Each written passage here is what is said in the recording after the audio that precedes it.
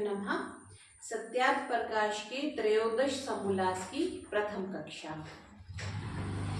जो त्रयोदश समोल्लास है ये क्रिश्चियन मत की व्याख्या इसमें करेंगे कि क्या उसमें कहा गया है, कौन से पक्ष उनके सही है, कौन से उनके विचारणीय है, ऐसी व्याख्या इस समोल्लास में मिलेगी। तो महर्षि ने इसकी कुछ अनुभूमिका भी लिखी है, उसको हम पढ़ सकते, उसको भी मैं पढ़ देती हूँ। क्या लिखा है कि अनुभूमिका 3, तीसरी अनुभूमिका, कि जो ये बाइबल का मत है वे केवल ईसाइयों का है सो नहीं, किंतु इससे यहूदी आदि भी गृहीत होते हैं। सिर्फ ईसाई नहीं, यहूदी भी इसी कैटेगरी में आते हैं। जो यहाँ 13वें समोल्लास में ईसाई मत के विषय में लिखा है, इसका यही अभिप्राय है कि आजकल बाइबल के मत में ईसाई मुख्य हो रहे हैं और यहूदी आदि गौण हैं। मुख्य के ग्रहण से गौण का ग्रहण हो जाता है। जैसे मैंने रोटी खाई, तो ये हम गौण उसमें है कि रोटी के साथ मैंने कोई सब्जी भी खाई होगी, कोई अचार भी लिया होगा, कोई सलाद भी लिया होगा। हम साधारणतः कह देते हैं मैंने खाना खा लिया, मैंने रोटी खा ली, तो रोटी में सब कुछ आ जाता है। तो मुख्य एक होता है, गौण जो होता है, गौण को हम कोई महत्व नहीं देते। जैसे हम कहते हैं किसी के विवाह शादी में जाना, घर का मुखिया चला गया तो सारे आ गए, तो हाथी के पैर में जैसे सबका पैर आ जाता है, तो मुख्य को हम हमेशा इंपॉर्टेंस देते हैं। बाकी गौण मीन्स जिसकी कोई इंपॉर्टेंस नहीं है पर उसका होना जरूरी है। जैसे सब्जी है, मैंने सब्जी खाई, हम उसमें ये तो नहीं कहते मैंने उसमें आलू भी खाए, मटर भी खाए, नमक भी खाया, हल्दी भी खाई, जीरा भी खाया, ऐसा नहीं बोलते। वो गौण चीजें हैं। सब्जी मुख्य है तो मुख्य हो गया। वही कह रहे हैं कि इसमें ईसाई मुख्य है लेकिन यहूदी आदि गौण है। मुख्य के ग्रहण से गौण का ग्रहण हो जाता है, इससे यहूदियों का भी ग्रहण समझ लीजिए। इनका विषय जो यहाँ लिखा है सो केवल बाइबल में से, जिसको ईसाई और यहूदी आदि सब मानते हैं और इसी पुस्तक को अपने धर्म का मूल कारण समझते हैं। इस पुस्तक के भाषांतर बहुत से हुए हैं, जो कि इनके मत में बड़े बड़े पादरी हैं उन्होंने किए हैं। उनमें से देवनागरी व संस्कृत भाषांतर देखकर मुझको बाइबल में बहुत सी शंका हुई है। उनमें से कुछ थोड़ी सी इस 13वें समोल्लास में सबके विचारार्थ लिखी है। यह लेख केवल reason why Maharshi has written this, महर्षि क्या लिख रहे हैं, यह लेख केवल सत्य की वृद्धि और असत्य के ह्रास होने के लिए, कि जो सही है, सत्य है, वो स्वीकार्य होना चाहिए और जो सत्य नहीं है उसको छोड़ना चाहिए। ना किसी को दुख देने व हानि करने अथवा मिथ्या दोष लगाने के अर्थ। ठीक है, ये पंक्ति दोबारा पढ़ती हूँ कि यह लेख केवल सत्य की वृद्धि और असत्य के ह्रास होने के लिए है, ना कि किसी को दुख देने, हानि करने अथवा मिथ्या दोष लगाने के अर्थ में है। इसका अभिप्राय उत्तर लेख में सब कोई समझ लेंगे कि यह पुस्तक कैसा है, इनका मत भी कैसा है। इस लेख से यही प्रयोजन है कि सब मनुष्य मात्र को देखना, सुनना, लिखना आदि करना सहज होगा और पक्ष प्रतिपक्ष होकर विचार कर ईसाई मत का आंदोलन सब कोई कर सकेंगे। इससे एक यह प्रयोजन सिद्ध होगा कि मनुष्यों को धर्म विषयक ज्ञान बढ़कर यथा योग्य सत्य असत्य मत और कर्तव्य अकर्तव्य कर्म संबंधी विषय विदित होकर सत्य कर्तव्य कर्म का स्वीकार करना, असत्य और अकर्तव्य कर्म का परित्याग करना सहजता से हो जाएगा। जो सत्य है उसका स्वीकार करना वो कर्तव्य है और जो असत्य है वो अकर्तव्य है, वो नहीं करना चाहिए, वो सहज हो जाएगा। सब मनुष्यों को उचित है कि सबके मत विषय पुस्तकों को देख समझकर कुछ सम्मति व असम्मति देवे व लिखे, नहीं तो सुना करें। ठीक है, किसी भी मत संप्रदाय की बारे में उनकी पुस्तकों को देखा करें, अपनी सम्मति दे या असम्मति दे, आप उससे सहमत हैं या असहमत हैं, देनी चाहिए, लिखनी चाहिए। अगर ये दोनों नहीं कर सकते तो कम से कम सुनना अवश्य चाहिए, क्योंकि जैसे पढ़ने से पंडित होता है वैसे सुनने से बहुश्रुत होता है। बहुश्रुत कहते हैं जो बहुत ज्यादा सुनता है। आजकल तो बहुश्रुत हो गए, पढ़ते थोड़ी ना, हम लिखते भी नहीं है, लिखना भी बहुत कम हो गया, पढ़ना भी कम हो गया, सुनना हो गया। बहुश्रुत और बहुद्रष्टा हो गए, फेसबुक देखते रहते हैं, व्हाट्सएप देखते रहते हैं, यूट्यूब देखते रहते हैं, तो देखते ज्यादा है और सुनते ज्यादा है, लिखते भी नहीं है, पढ़ते भी नहीं है। यदि श्रोता दूसरे को नहीं समझा सके, जो श्रोता सुनने वाला है, तथापि आप स्वयं तो समझ ही जाता है, अब आप जैसे कक्षा में पढ़ रहे हैं, भले ही आप आगे नहीं पढ़ाएं, लेकिन आप स्वयं तो समझ पाएंगे या जो आसपास के बहुत नजदीकी लोग हैं उनको समझा पाएंगे। जो कोई पक्षपात रूपी या ना रूढ़ होके देखते हैं, उनको ना अपने और ना पराये गुण दोष विदित हो सकते हैं। जो पक्षपात है वो किसी के गुण और दोष देख ही नहीं सकता, वो देख सकता है जो समीक्षा करता है। मनुष्य का आत्मा यथा योग्य सत्य सत्य के निर्णय करने का सामर्थ्य रखता है। जिसका जितना अपना पठित वो श्रुत है उतना ही निश्चय कर सकता है। जिसने स्वयं जितना पढ़ा है, जितना सुना है, तभी वो उसके आधार पर निर्णय कर सकता है।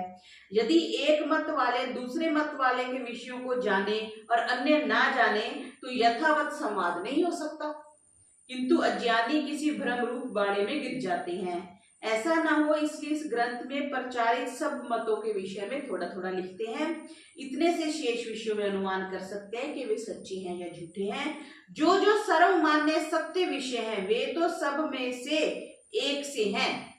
ठीक है, जो सर्वमान्य सत्य हैं, जो जैसे धर्म करना, परोपकार करना, हिंसा ना करना, दूसरों को लाभ पहुंचाना, हानि न करना, ये सर्वमान्य सत्य हैं। तो वही महर्षि कह रहे हैं जो सर्वमान्य सत्य हैं वे तो सब में एक ही हैं। झगड़े तो झूठे विषय में होता है, सत्य में तो कोई विषय नहीं होता। अब सूर्य उदय हुआ, उसमें ना कोई किसी भी मत का नहीं कह सकता कि सूर्य उदय नहीं हुआ, ये सत्य है और सामने और प्रत्यक्ष है। अथवा एक सच्चा और दूसरा झूठा हो तो भी थोड़ा सा विवाद चलता है। यदि वादी प्रतिवादी सत्य सत्य निश्चय के लिए वाद प्रतिवाद करें तो अवश्य निश्चय हो जाए। अब मैं 13वें समोल्लास में ईसाई मत विषय थोड़ा सा लिख के सबके सम्मुख स्थापित करता हूँ, विचारिए कि कैसा है। अल्पमति लेखेन विचक्षण वरेषु, देखो कितना लिखा, अल्पमति लेखेन विचक्षण वरेषु। अब 13वां समोल्लास प्रारंभ कर रहे हैं। अथ क्रिश्चियन मत विषयम व्याख्यास्यामः। अब इससे आगे ईसाइयों के मत में विषय में लिखते हैं, जिससे सबको विदित हो जाए कि इनका मत निर्दोष और इनकी बाइबल पुस्तक ईश्वरकृत है या नहीं। प्रथम बाइबल के तौरेत का विषय लिखा जाता है, ये पता नहीं क्या है, बताएंगे आगे। कि पहला क्या है कि आरंभ में ईश्वर ने आकाश और पृथ्वी को सृजा, और पृथ्वी बेडौल और सूनी थी और गहरा ऊपर अंधेरा था, और ईश्वर का आत्मा जल के ऊपर डुलता था। पर्व 1 कुछ आए लिखा है 1। तो समीक्षा कर रहे हैं कि आरंभ किसको कहते हैं। तो ईसाई मत कहते हैं कि सृष्टि की प्रथम उत्पत्ति को आरंभ कह रहे हैं। तो समीक्षा क्या है, क्या यही सृष्टि प्रथम हुई है, इसके पूर्व कभी नहीं हुई थी। तो ईसाई बोलते हैं कि हम नहीं जानते हुई थी या नहीं, ईश्वर जाने। तो समीक्षा क्या कह रहे हैं कि जब नहीं जानते तो इस पुस्तक पर विश्वास क्यों किया, जिससे संदेह का निवारण नहीं हो सकता, और इसी के भरोसे लोगों को उपदेश कर इस संदेह के भरे हुए मत में क्यों फंसाते हो, और निस्संदेह सर्व शंका निवारक वेद मत का स्वीकार क्यों नहीं करते। जब तुम ईश्वर की सृष्टि का हाल नहीं जानते तो ईश्वर को कैसे जानते होंगे। आकाश किसको मानते हो, तो ईसाई की तरफ से कहा जा रहा है पोल और ऊपर को। तो समीक्षा कहते हैं पोल की उत्पत्ति किस प्रकार हुई, क्योंकि यह विभू पदार्थ और अति सूक्ष्म है और ऊपर नीचे एक सा है। पोल की उत्पत्ति, पोल को शायद खाली को कहा है इन्होंने, क्योंकि विभू पदार्थ, विभू का मतलब व्यापक, कई भजनों में भी विभू शब्द का प्रयोग करते हैं ना। यह विभू पदार्थ और अति सूक्ष्म है और ऊपर नीचे एक सा है। जब आकाश नहीं सृजा था तब पोल और अवकाश था कि नहीं, जो नहीं था तो ईश्वर जगत का कारण और जीव कहाँ रहते थे। बिना अवकाश के कोई पदार्थ स्थित नहीं हो सकता, इसलिए तुम्हारी बाइबल का कथन युक्त नहीं। ईश्वर बेडोल, उसका ज्ञान कर्म बेडोल होता है, वह सब डोल वाला होता है। तो कह रहे कि डोल वाला होता है। तो यहाँ ईश्वर की बनाई हुई पृथ्वी बेडोल है, ऐसी क्यों लिखा। तो कह रहे बेडोल का अर्थ है कि ऊंची नीची थी, बराबर नहीं थी। तो फिर समीक्षा है कि फिर बराबर किसने करी, और क्या अब भी ऊंची नीची नहीं है।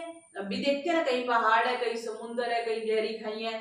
ये जो बद्रीनाथ जी की तरफ जाते हैं तो बहुत ही डरावने से दृश्य, एक तरफ ऊंचे ऊंचे पहाड़ है, दूसरी तरफ उतनी नीचे नीचे गहरी खाई है। इसलिए ईश्वर का नाम बेडोल नहीं हो सकता, क्योंकि वह सर्वज्ञ है उसके काम में ना भूल ना चूक भी हो सकती है। और बाइबल में ईश्वर की सृष्टि बेडोल लिखी, इसलिए यह पुस्तक ईश्वरकृत नहीं हो सकती। प्रथम ईश्वर का आत्मा क्या पदार्थ है? तो कह रहे हैं चेतन। ईश्वर का जो आत्मा है वो चेतन है। तो कह रहे हैं कि वह साकार है या निराकार, व्यापक है या एकदेशी? तो कह रहे हैं कि निराकार, चेतन और व्यापक है, परंतु किसी एक सनाई पर्वत, चौथे आसमान आदि स्थानों में विशेष करके रहता है। तो समीक्षा क्या है कि जो निराकार है तो उसको किसने देखा? आकार वाले को ही हम देख सकते हैं। चक्षु का जो गुण है वो रूप को देखना है। रूप अग्नि के कारण से हम किसी रूप को देखते हैं, तो रूप को देखते हैं तो आकार वाली वस्तु को ही देखते हैं, निराकार को तो नहीं देखते। हम हवा को तो नहीं देख सकते, लेकिन हम परमात्मा को तो वो प्रश्न कर रहे हैं कि जो निराकार है तो उसको किसने देखा? और व्यापक का जल पर डोलना कभी नहीं हो सकता। भला जब ईश्वर का आत्मा जल पर डोलता था तब ईश्वर कहाँ था? मतलब ईश्वर और आत्मा ये अलग अलग बोल रहे हैं। इससे यही सिद्ध होता है कि ईश्वर का शरीर कहीं अन्यत्र स्थित होगा अथवा अपने कुछ आत्मा के एक टुकड़े को जल पर डुलाया होगा। जो ऐसा है तो विभु और सर्वज्ञ नहीं हो सकता। जो विभु नहीं तो जगत की रचना, धारण, पालन और जीवों के कर्मों की व्यवस्था व प्रलय कभी नहीं कर सकता, क्योंकि जिस पदार्थ का स्वरूप एक देशी है उसके गुण कर्म स्वभाव भी तो एक देशी हो जाएंगे। हम एक घर में रहते हैं, एक कुटिया में रहते हैं, तो हमारे सारे कर्म वही है, रहना, खाना, सोना, सारा कुछ उसी घर में होता है। तो एक देशी जो वस्तु है उसके गुण कर्म स्वभाव भी एक देशी हो गए। जो ऐसा है तो ईश्वर नहीं हो सकता, क्योंकि ईश्वर सर्वव्यापक, अनंत, गुण कर्म स्वभाव युक्त, सच्चिदानंद स्वरूप, नित्य, शुद्ध, बुद्ध, मुक्त स्वभाव वाला है।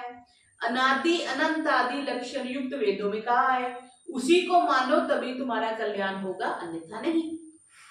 फिर दूसरी बात कह रहे हैं कि ईश्वर ने कहा कि उजियाला होवे और उजियाला हो गया, और ईश्वर ने उजियाले को देखा कि अच्छा है। ये पर्व 1 अध्याय शायद हो सकता है 3 और 4 में लिखा है। तो इसकी समीक्षा ये है कि क्या ईश्वर की बात जड़ रूपी उजियाले ने सुन ली? जैसे हम कहें ट्यूबलाइट को, ट्यूबलाइट जल जा, नहीं जलती ना, हमें उठना पड़ता है, बटन दबाना पड़ता है, तब वो जलती है। जो सुनी हो तो इस समय भी सूर्य और दीप अग्नि का प्रकाश हमारी तुम्हारी बात क्यों नहीं सुनता? हम सूर्य को बोले कि सूर्य उदय हो जा, सूर्य अस्त हो जा, हमारी बात नहीं सुनता। प्रकाश जड़ होता है, वह कभी किसी की बात नहीं सुन सकता। क्या जब ईश्वर ने उजियाले को देखा तभी जाना कि उजियाला अच्छा है? पहले नहीं जानता था? जो जानता होता तो देखकर अच्छा क्यों कहता? जो नहीं जानता तो वो ईश्वर ही नहीं है। इसलिए तुम्हारी बाइबल ईश्वरोक्त और उसमें कहा हुआ ईश्वर जो है वो सर्वज्ञ नहीं है। फिर तीसरी बात कह रहे हैं कि ईश्वर ने कहा कि पानियों के मध्य में आकाश होवे और पानियों को पानियों से विभाग करे। तब ईश्वर ने आकाश को बनाया, आकाश के नीचे के पानियों को आकाश के ऊपर के पानियों से विभाग किया, और ऐसा हो गया। और ईश्वर ने आकाश को स्वर्ग कहा, और सांझ और विहान दूसरा दिन हुआ। ये पर्व 1 अध्याय 6, 7 और 8 में लिखा है। तो कह रहे समीक्षा कर रहे कि क्या आकाश और जल ने भी ईश्वर की बात सुन ली? और जल के बीच में आकाश ना होता तो जल रहता ही कहाँ? जल के बीच में आकाश ना होता तो जल रहता कहाँ? प्रथम आयत में आकाश, अच्छा ये आयत है, ये अध्याय नहीं हो सकता। प्रथम आयत में आकाश को सृजा था, पुनः आकाश का बनाना व्यर्थ हुआ। जो आकाश को स्वर्ग कहा तो वह सर्वव्यापक है, इसलिए सर्वत्र स्वर्ग हुआ। फिर ऊपर को स्वर्ग यह कहना भी व्यर्थ है, क्योंकि आकाश तो सर्वव्यापक है ना। अगर आकाश सर्वव्यापक है तो फिर ऊपर को स्वर्ग क्यों कहा? ये प्रश्न महर्षि कर रहे हैं। आकाश को स्वर्ग कहा, वह सर्वव्यापक है, इसलिए सर्वत्र स्वर्ग हो गया। फिर सिर्फ ऊपर ही क्यों कहा? यह कहना व्यर्थ है। जब सूर्य उत्पन्न ही नहीं हुआ था तो पुनः दिन और रात कहां से हो गई? ऐसी ही ये संभव बातें आगे की आयतों में भी भरी हैं। फिर चौथे में क्या कहा? तब ईश्वर ने कहा कि हम आदम को अपने स्वरूप में अपने समान बनावे। तब ईश्वर ने आदम को अपने स्वरूप में उत्पन्न किया, उसने उसे ईश्वर के स्वरूप में उत्पन्न किया और उन्हें नर और नारी बनाया, और ईश्वर ने उन्हें आशीष दिया। पर्व 1 आयत 26, 27 और 28। इसकी समीक्षा क्या कर रहे हैं कि यदि आदम को ईश्वर ने अपने स्वरूप में बनाया तो ईश्वर का स्वरूप पवित्र, ज्ञान स्वरूप, आनंदमय आदि लक्षण युक्त है। ईश्वर तो पवित्र है ना, ज्ञान स्वरूप है, आनंदमय है, उसके सदृश आदम क्यों नहीं हुआ? हम तो ऐसे नहीं है, हम पवित्र नहीं है, एक क्षण में काम, क्रोध, लोभ, मोह चलता ही रहता है। जो नहीं हुआ तो उसके स्वरूप में नहीं बना, परमात्मा जैसा नहीं बना। और आदम को उत्पन्न किया तो ईश्वर ने अपने स्वरूप ही को उत्पत्ति वाला किया, पुनः अनित्य क्यों नहीं?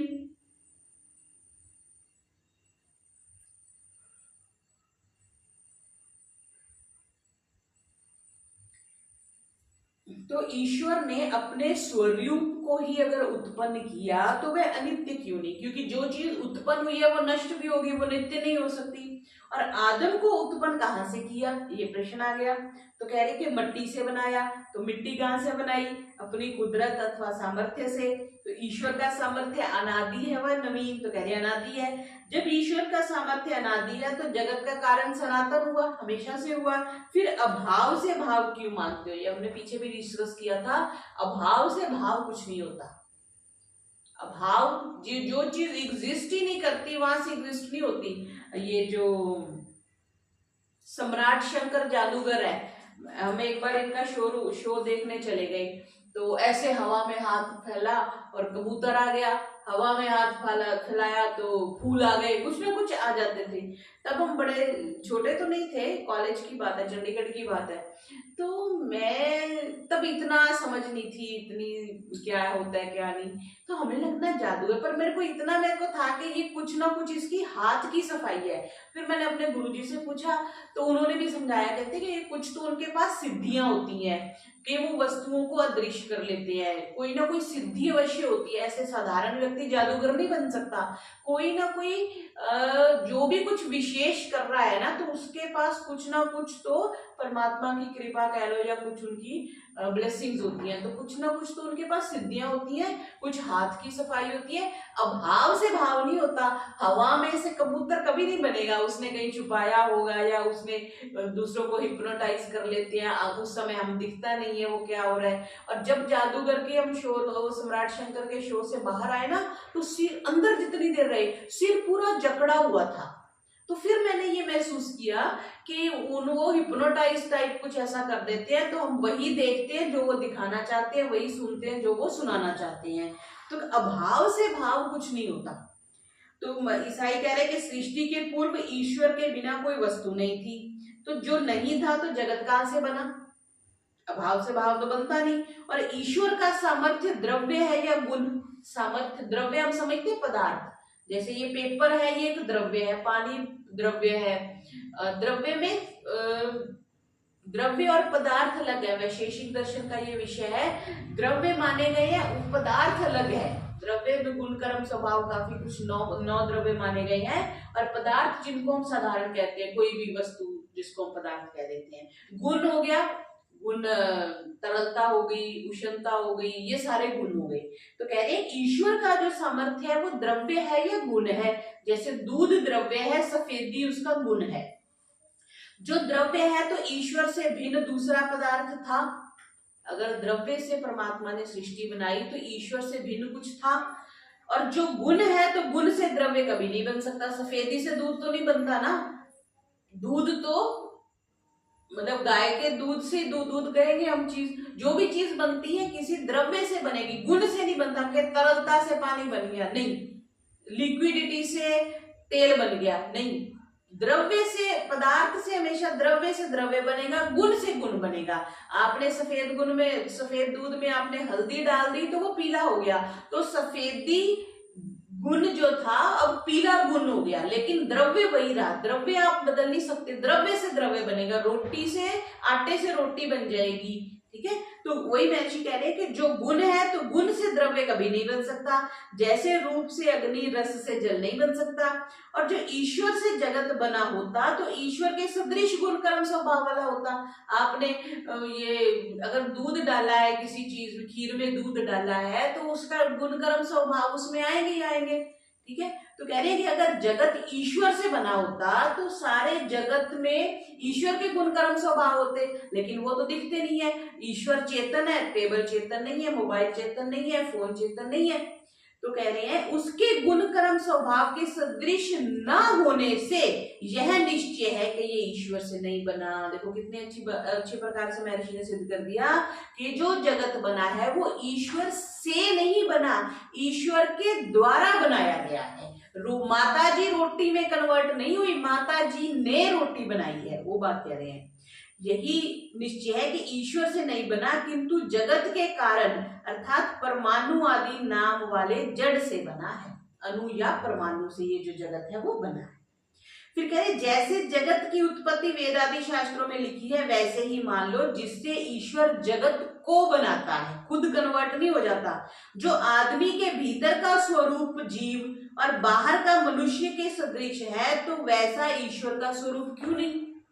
जो आदमी के भीतर का स्वरूप जीव और बाहर के मनुष्य के सदृश है, तो वैसा ईश्वर का स्वरूप क्यों नहीं? ये मनुष्य के जीवात्मा और शरीर की बात कर रहे हैं, क्योंकि जब आदम ईश्वर के सदृश बना तो ईश्वर आदम के सदृश अवश्य होना चाहिए ना। आदम, वो शायद आगे आएगी व्याख्या, एक व्यक्ति के शरीर को मानते हैं, मनुष्य शरीर को वो आदम बोलते हैं। तो कह रहे हैं कि अगर ईश्वर ने अपने समान आदम बनाया तो आदम ईश्वर की तरह होना चाहिए, सर्वज्ञ होना चाहिए था, सर्वव्यापक होना चाहिए था, सृष्टि बनाने की उसमें सामर्थ्य होनी चाहिए, सारे गुणकर्म स्वभाव होने चाहिए, तो वो नहीं है, ऐसे सिद्ध किया। फिर पांचवी बात क्या कह रहे हैं कि तब परमेश्वर ईश्वर ने भूमि की धूल से आदम को बनाया, भूमि की धूल से आदम को बनाया और उसके नथुनों में जीवन का श्वास फूंका और आदम जो है वो जीवता प्राण हुआ, उसके नाक में फूंक मार दी और वो जीवित हो गया।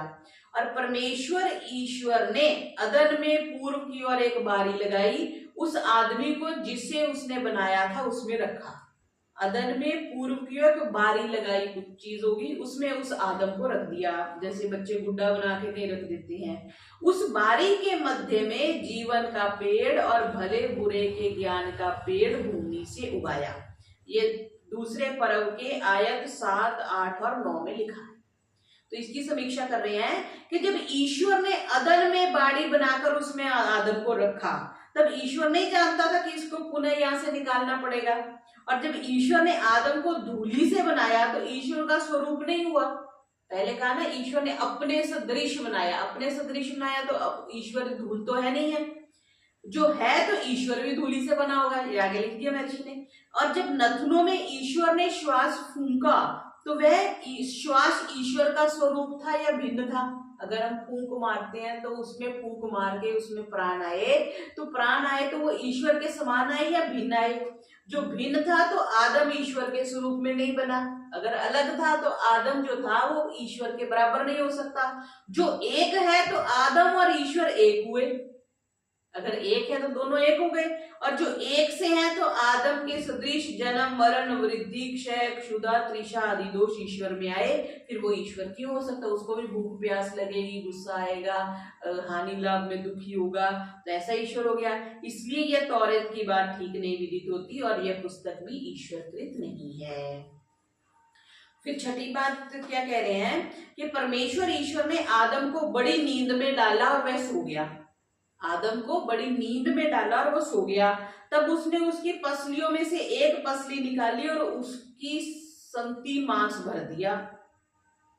और परमेश्वर ईश्वर ने आदम की उस पसली से एक नारी बनाई और उसे आदम के पास लाया। पर्व 2 आयत 21 और 22। इसकी समीक्षा क्या है कि जो ईश्वर ने आदम को धूली से बनाया तो उसकी स्त्री को धूली से क्यों नहीं बनाया, उसको पसली से क्यों बनाया? और जो नारी को हड्डी से बनाया तो आदमी को हड्डी से क्यों नहीं बनाया? जैसे नर से निकलने से नारी नाम हुआ तो नारी से नर नाम भी तो होना चाहिए, विपरीत भी हो जाना चाहिए और उनमें परस्पर प्रेम भी रहे। जैसे स्त्री के साथ पुरुष प्रेम करे वैसा पुरुष के साथ स्त्री भी प्रेम करे। देखो विद्वान लोगों, ईश्वर की कैसी पदार्थ विद्या अर्थात फिलॉसफी चलती है। जो आदमी की एक पसली निकालकर नारी बनाई तो सब मनुष्यों की एक पसली कम क्यों नहीं होती?